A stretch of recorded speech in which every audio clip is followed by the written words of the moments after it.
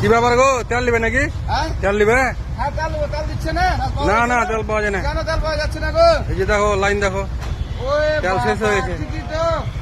পাওয়া যাবে না তাহলে? না না, এখন না, রাত 12টা হয়ে যাবে। রাত 12টা অবধি? হ্যাঁ। আমরা তাহলে এইগুলো তো অনেক দিয়ে এসছে গো। আমি তো লাইনে লাগাও, লাইনে লাগাও, লাইনে লাগাও, তো লাইনে লাগাও। কি ব্যাপার দেখছো বন্ধুরা? লাইন ছাড়া হবে না, লাইনে লাগাও। দেখছো তোমরাই দেখো, তেলের হাহাকার পড়ে গেছে। দুটা দিন গন্ডগোল লাগে যাও তো বিদেশে। তো অরিজিনালি বলছি, তেলের এখন সমস্যা, প্রচুর সংকট দেখা দিতে চলেছে। দেখতে পাচ্ছেন ব্যাগ ভর্তি করে নিয়ে এসেছি।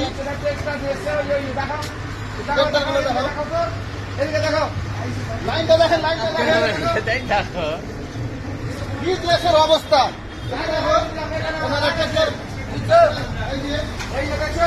দেখতে পাচ্ছ বন্ধুরা, মানে পেট্রোল পাওয়া যায় না, অনেক হাহাকার দাম মেজে বাড়ায়। গেছে। তো রাত 8টা অবধি থাকবো, দেখি তেল পাওয়া যায় কিনা। তেল পাওয়া যায় কিনা। মোটামুটি এখানে 4 ঘন্টা থেকে আছি।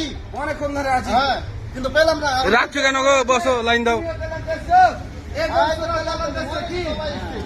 তেল পাওয়া যাচ্ছে না, তো ওই যে বাইরে মানে ঝামেলা চলছে, তো মানে আতঙ্ক হয়ে গেছে মানুষ। তেল পাবো কি পাবো না, পাবো কি? চিন্তা নিয়ে ছুটে এখানে এলাকাতে কোনো জায়গায় তেল নাই। ভিডিওটা শেয়ার করো।